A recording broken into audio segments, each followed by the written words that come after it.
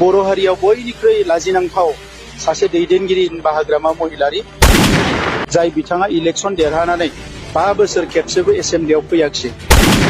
खुलुमबाय लोगोसे गासैबो रायजो राजा आफा बिदा फंबायमोनखौ फिन खनसेबाव आंनि नैबे गोदान भिडिअ बरना लाग्रोनाय जाबाय। हेमन्त बिश्वशर्माया बर' जाति ध्वंस करिब নোৱাৰিব। आं बुंदों खालाम हाया आं दङ गिना रावबो। आं दङ सोर बेलाय जिन्दगी नङारे।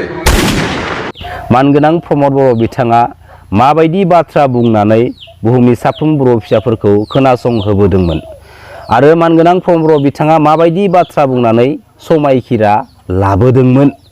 मानगोनां प्रमद बर' बिथांनि बाथ्रा बुंनानै समायखिरा लाबोनाय बै बाथ्राफोरनि 80-90 जौखोन्दोआनो गासैबो फेलें जानाय। लोगोसे बिथांनि बुंबोनाय समायखिरा लाबोनाय माखासे बाथ्राफोरा दिनै बुहुमनि साफ्रोम बर' फिसाफोरखौ फोथाय खेबस' खालामदों। प्रमद बर' बिथाङा बर' हारिनि गेजेराव बयनिख्रुइबो लासिंसिं सुबुं होननानै मानाव गेदेर हाग्रामा महिलारि सारखौ थांखिनानै बुंदों।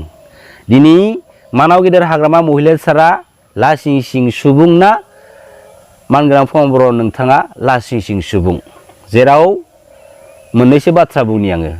जेब्ला मानगोनां प्रमद बर' बिथाङा दुलाराय बर' फरायसा आफादनि आफादगिरि बिबानाव थानानै बर' माहारिनि गोथार गणतान्त्रिक लामानि सेपारेट स्टेट बड'लेण्ड मुभमेन्टखौ लिडिं खालामबोदोंमोन। बै लिडिं खालामबोनाय समाव बे गोथार बड'लेण्ड मुभमेन्टनि बिखायाव गसंनानै बुहुमनि साफ्रोमबो बर' फिसाफोरनि गेजेराव बेसेबांबा गेदेर गेदेर हारि सेन्टिमेन्टेल बाथ्रा बुंनानै समायखिरा लाबोदोंमोन। बेनिनि गेजेराव आं CME मन्त्रि मिनिस्टार जानो थाखाय सोमावसाराखै। जेब्ला समसिमहालागै सेपारेट स्टेट जाया अब्ला समसिमहालागै सोमावसारबाय थागोन। जाय सानखालि सेपारेट स्टेट जागोन अब्ला समावसो आंनि बे दारिया प्लुस स्टप जागोन आरो सेपारेट स्टेट जाखांनायनि उनावहाय आंनि आंगो गामि सौरागुरि गामियाव थांनानै आनै आदै मादैमोनजों रुजु-रुमु संसार जाहैगोन। नाथाय बेनि उल्था जों मा नुखो?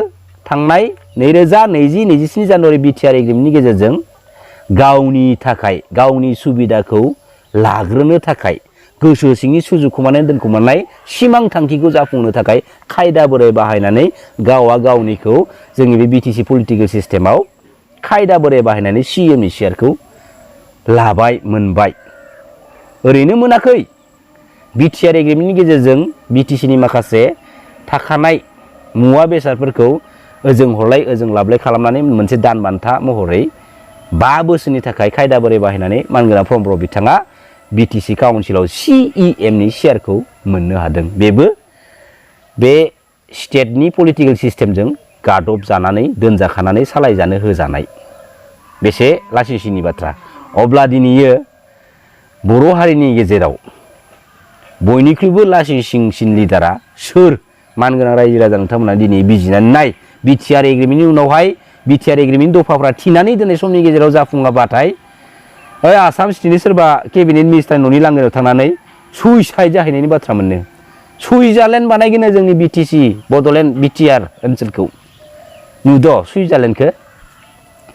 प्रमद बर' बिथांनि बानायनाय सुइजारलेण्डखौ नुदोंना? नाय। अब्ला लासिंसिं सुबुङा सोर? दिनै परिबर्तन आरो सान्तिनि स्ल'गानजों बिटिसि काउन्सिल गभर्नमेन्टखौ सालायनो फैदोंमोन। नाथाय मानगोनां प्रमद बर' बिथांनि दैदेननायाव जाय नुथायखौ जों नुनाङा बेबायदि माखासे नुथायखौ जों दिनै नुनो मोनबाय। चिरां डिस्ट्रिक्टआव बर' फिसाफोरनि न'खौनो JCB लानानै दिनै बुफायहैदों, होस्रांहैदों। आदानि कम्पानिनो 3,500-600 बिगा हाखौ होनो थाखाय परबतजरा बासबारि फाग्लिजरा ओनसोलाव नारा नाथा नांथाबना नाजाबोबाय थाबाय। आरो बे हाखौ होआ होननानै बे गणतान्त्रिक लामानि सेपारेट स्टेट बड'लेण्ड मुभमेन्टआव जेब्ला आसाम स्टेटनि पुलिसफोरा बे आन्दलनखौ डिस्टार्ब होबाय थायोमोन बै समाव बर' माहारिनि बर' बिमा माहारिफोरा आखायाव हासिब सुवा लानानै आन्दलन खालामबोदोंमोन। आरो बे नुथायखौ बै परबतजरा बासबारि फाग्लिजरा ओनसोलाव जों नुनो मोन्दों। मानि थाखाय? हाखौ रैखा होनो थाखायसो। दिनै जों जाय हाखौ लानानै जों दिनै दावहा नांदों, जाय हानि थाखाय जोंनि हाजार हाजार बर' फिसाफ्रा दिनै जिउ बाउसोमलांबाय, बेनि बेसेनखौबो एसेबो साननो रोंदिया गावबागाव पलिटिकेल सार्थ पार्टिनि थाखाय। एसेबो साननो रोंदिया। अब्ला दिनै बर' हारिनि गेजेराव बयनिख्रुइबो लासिंसिं सुबुङा सोर? बिजिरनानै नाय मानगोनां रायजो राजा नोंथांमोन। दिनै मानगोनां प्रमद बर' बिथाङा बे बिटिसि एसेम्ब्लियाव मानो नुजाहैनो हादिया? मानो हादिया? लाजिदोंबो जानो हानाय बिथाङा। खारन खुगायाव गोबां रोखोमनि गेदेर गेदेर बाथ्रा बुंनानै गोबां रोखोमनि माने पलिटिकेल सेन्टिमेन्टेल बाथ्रा बुंनानै डायलग मारिबोदोंमोन थांनाय बिटिसि बिसायख'थिनि सिगां जेरैबायदि डायलग मारिदोंमोन जेरैबायदि रायजो राजानि सिगाङाव दाबुं खोथाफोरखौ होनानै एखेबारे 100% स्टाइलाव माने बुंबोदोंमोन नाथाय उल्था सिंगल डिजिट लाइनावसो रिजाल्ट मोननाय जों नुनो मोनबाय जाय फिथाइखौ मोनजाथारगोन बायदि मानगोनां प्रमद बर' बिथांमोना खोथा होदोंमोन नाथाय बे फिथाइखौ बिसोरो मालाबाबो खाना लाबनानै रायजो राजानि सिगाङाव दिन्थिफैनो हादिया फिथाइया उल्थासो थायबाय बिटिसि काउन्सिल पलिटिकेल सिस्टेमाव जाय मानगोनां प्रमद बर' बिथांमोननि पलिटिकेल केरियारखौ बर' माहारियारि आफादफोरनि माखासे गोख्रों दैदेनगिरिफोराबो थांनाय 2020 बिटिसि बिसायख'थियाव फुल सापर्ट होदोंमोन फुल हेफाजाब होदोंमोन नाथाय माहारियारि आफादफोर बायदिनि माखासे हेफाजाब मोनसेयावबो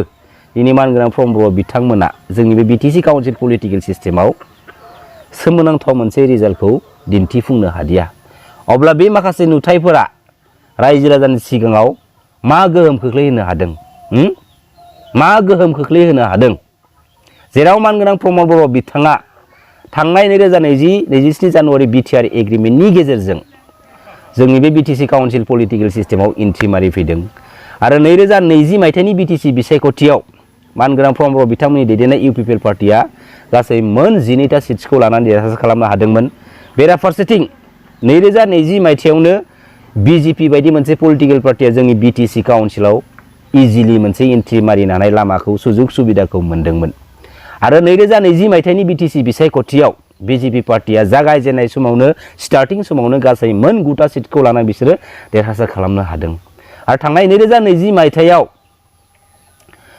बिजेपि आरो इउपिपिएल मेजरलि एलायन्सआव थानानै बिटिसि काउन्सिल गभर्नमेन्टखौ सालायलांबाय आरो बै 2020 मायथाइयावनो गोबां रोखोमनि जाथावथारै गनायथावनो हायै आन्दोनि डार्टि मोनसे पलिटिकेल षड़यन्त्रआ सोलिलांदोंमोन मानगोनां रायजो राजा नोंथांमोन जाय माखासे गाज्रि थाखोनि पलिटिकेल फर्मुलाफोरखौ रायजो राजानि नोजोरनिफ्राय जेब्लाबो आन्दोआव गाथेनानै दोनबाय थादों बेनिनि गेजेराव मोनसे फोरमान महरै थांनाय 2020 मायथाइयाव जों मिथिनायाव जों नुनायाव जों खोनानायाव जे इउपिपिएल आरो बिपिएफ अर्थात मानगोनां हाग्रामा महिलारी सार आरो मानगोनां प्रमद बर' बिथांजों जयैनो न'खरनिनो मोननैबो रिजनेल पलिटिकेल पार्टिया खौसे जानानै उइदाउट एनि कन्डिशन बिटिसि काउन्सिल गभर्नमेन्टखौ सालायनांगौनि थाखाय बिपिएफ पार्टिनिफ्राय लाइजाम हरनाय माखासे खोथाफोरा ससियेल मिडियायाव भाइरेल जानायखौ जों नुनो मोन्दों आरो जेब्ला बे खौसेथि जानांगौनि थाखाय बिपिएफ पार्टिया लाइजाम हरदोंमोन जों मिथिनायाव माहारियारि आफाद दुलाराय बर' फरायसा आफादनिसिमबो हरनाय जों दिनै मिथिनो मोननाय जादों नाथाय बे लाइजामखौ हैग्रा बे लाइजामखौ रिसिभ खालामग्रा मानसिफोराबो दङ नाथाय जेब्ला गोदानाव गोदान बे लाइजामा भाइरेल जाबाय लाइजाम हरनायनि लाइजामनि बाथ्राखौ माखासे लिडारफ्रा सेल्फिश आखुनि लिडारफ्रा रायजो राजानि सिगाङाव ससियेल मिडियानि गेजेरजों लाइजाम हरनायनि बाथ्राया नंखाय होननानै फोलानो नागिरदोंमोन नाथाय उनाव थाङै थुङै जोङो माने सैथोखौनो जोङो मोन्दांथि हैबाय अब्ला बेवहाय जों बेखौनो बुंनो हायो थांनाय 2020 मायथाइयावनो जिहेतु बिपिएफ पार्टिया खौसे जानानै इउपिपिएल आरो बिपिएफ खौसे जानानै बिटिसि काउन्सिल गभर्नमेन्टखौ सालायनांगौनि थाखाय लाइजाम हरदोंमोन दा बै खौसेथि जानांगौनि बाथ्राखौ लानानै सावरायनायबो जादिया जेरै लाइजामा हरदों जि जायगायाव दोनदों लाइजामा बेवहायनो थाहैनाय माखासे षड़यन्त्रखौ जों दिनै हमदांहरनो हादों दा बेराफारसेथिं 2020 मायथाइनिफ्राय मानगोनां प्रमद बर' बिथांमोना बिटिसि काउन्सिल गभर्नमेन्टखौ सालायबोयै बिजेपिनि अक्सिजेन लायै गाजा गोमजायै 3 बोसोरसोखौ बिसोरो आसाम स्टेटनि चिफ मिनिस्टार मानगोनां हेमन्त बिश्व शर्मा सारनि खिथु खारफानो समफोरखौ ओरैनो बाबेन होलांबाय 3 बोसोरनि उनाव जेब्ला बिजेपि पार्टिनि माखासे इन्टेलेक्चुवेल लिडारफोरा अर्थात आसाम स्टेटनि चिफ मिनिस्टार मानगोनां हेमन्त बिश्व शर्मा सारमोना मानगोनां प्रमद बर' बिथांमोननि माखासे पलिटिकेल मा होनो बेखौ स्टाइलखौ बांद्राय साबजानाय मोनदिया जायनि थाखाय पलिटिकेल प्लेटफर्माव मानगोनां प्रमद बर' बिथांमोनखौ बिजेपि पलिटिकेल पार्टिनि माखासे मास्टार माइन्डेड साननो हनो गोरों लिडारफोरा एसे जानगार खालामनो हमबाय जाय माखासे जानगार खालामनाय नेवसिनाय षड़यन्त्रखौ मानगोनां प्रमद बर' बिथांमोना हमदांनो हाबाय आरो फैयै जोबथा मोनसे स्टेजाव गमामायैनो बिजेपि पार्टी इउपिपिएल पार्टिखौ पलिटिकेल सिस्टेमाव जोगार मारबाय इउपिपिएल बिपिएफ खौसे जानानै बिटिसि काउन्सिलखौ सालायनांगौनि बाथ्राया बेरखांफिनबाय जेब्ला गमामायैनो खौसे जामारनोसै नामा आरो खौसे जामारबाथ' मोजांनि बाथ्रा होननानै रायजो राजाफ्रा मोनसे मिजिंथिनाय लाहरदोंमोन। नाथाय थाङै थुङै गोबां रोखोमनि माने दस्रा माने बाथ्राफोर बुंनायखौसो जों नुनो मोनबाय। आरो बे खौसेथि जानांगौनि बाथ्राखौ लानानै खौसेथि जायैया मानाव गेदेर हाग्रामा महिलारि सारनि थाखायनो जाफुंदिया होननानै मानाव गेदेर हाग्रामा महिलारि सारखौ दुसिनाय बाथ्राखौबो जों दिनै नुनो मोनदोंमोन। नायदो अब्ला दिनै जों एसे साननानै मोन्दांथि हरनाय बायदिब्ला बे BPF UPPL खौसेथि जानांगौनि बाथ्राया मोनसे पलिटिकेल ड्रामासोमोन नामा, नाटकसोमोन नामा, जाय पलिटिकेल ड्रामानि गेजेरजों सरासनस्रा पलिटिक्सजों लोब्बा गैयै बर' माहारिनि रायजो राजा आफा बिदा फंबायमोनखौ माने कनफिउज मोनसे थासारि सोमजिहोनो नाजानाय मोनसे थार्ड क्लास लेभेलनि पलिटिकेल ड्रामासोमोन नामा। जायखिजाया मोनसे बाथ्राया बेनो A to Z जेसेबांखिनि पलिटिकेल लिडार दङ, लिडारफोर दङ, जों बयखौबो सनमान होयो, जों रेसपेक्ट होयो, जों बरायो। नाथाय गावबा गावनि बिमा बिफानि गालांखानाय सम्पतिफोर बायदि बांद्राय जुदि दिन्थियोब्ला जायखिजाया लिडारानो जा, बि एआनो जा, बिआनो जा बा जेडआनो जा, बेखौ बर' माहारिनि रायजो राजा एफा बिदा फंबायमोन कनसिडार होनाङा। आरो गावबा गावनि मोनफा मोनफा नैबे बेसेन गोसा भट, बेयो जोबोद पावारफुल, जोबोद बेसेन गोनां। बे जोंनि बेसेन गोनां भटखौ जानला मोनला लिडारनो जों थुनानै ओरैनो ओइलाम खालामनानै दाला। मानगोनां हाग्रामा महिलारि सारा 2003 10 फेब्रुवारि BTC एकर्डनि उनावहाय 17 इयार्स जोंनि बे BTC काउन्सिलखौ सालायलांबाय। गावनि बै पलिटिकेल गभर्नमेन्ट सालायनाय समाव मालाबा समाव BJPजोंबो एलायन्सआव थाबोदों, मालाबा समाव कंग्रेसजोंबो एलायन्सआव थाबोदों। नाथाय बै एलायन्सआव थानाय समाव कंग्रेसनियानो जा, BJPनियानो जा, रावबो लिडारफ्रा जोंनि बे थांनाय 17 इयार्सआव पलिटिकेलि एन्ट्रि मारिनो हायाखैमोन। मानाव गेदेर हाग्रामा महिलारि सारा स्कप होआखैमोन। नाथाय मानगोनां प्रमद बर' बिथाङा गावनि जागायजेननाय पलिटिकेल केरियाराव BJP बायदि मोनसे पार्टिजों एलायन्सआव थानानै बे BJP पलिटिकेल सिस्टेमजों डमिनेट खालामजानानै गावनि न'खरनि BTC काउन्सिल पलिटिकेल सिस्टेमखौनो गादबजानानै सालायहोजानाय माखासे षड़यन्त्रखौ जों दिनै नुनो मोन्दोंमोन। एलायन्सआव थायाथों मानो डाइरेक्ट बुंखायो रावनिबो आन्दाराव थाया होननानै मानगोनां हाग्रामा महिलारि सारा। नाथाय बे थांनाय 5 बोसोराव मानगोनां प्रमद बर' बिथाङा एलायन्सआव थानानै स्टेटनि सोरबा चिफ मिनिस्टारखौ बिदि बुंनो हादोंना, आं रावनिबो आन्दाराव थाया होननानै बुंनो हादोंना? खुगायासो सुथेजोबनानै दोनजादो सं, खुगायासो सुथेजोबना दोनजाबाय। आरो मोनसे सोमोनांथाव बाथ्राया बेनो, आसाम एसेम्ब्लिया BTC एसेम्ब्लियाव बाजेट सेसन खुंफैनायखौ लानानै मोनसे पलिटिकेल बेनिफिट्स क्रेडिट लानो नाजानाय माखासे बाथ्राखौ जों नुनो मोन्दोंमोन। बेराफारसेथिं गोथौ गोजों जों जुदि जावनानै साननो थाङोब्ला जोबोद लासिं सिंसि जादों। बे आसाम स्टेटआ गावसोरनि पावारखौ जोंनि बे BTC एसेम्ब्लियाव देखायफैदों। बेनो फोरमाना जे जों BTCखौ डमिनेट खालामनानै सालायनो हाबाय। अन्तत' थांनाय 5 बोसोरखौ सालायनो हादोंथ'।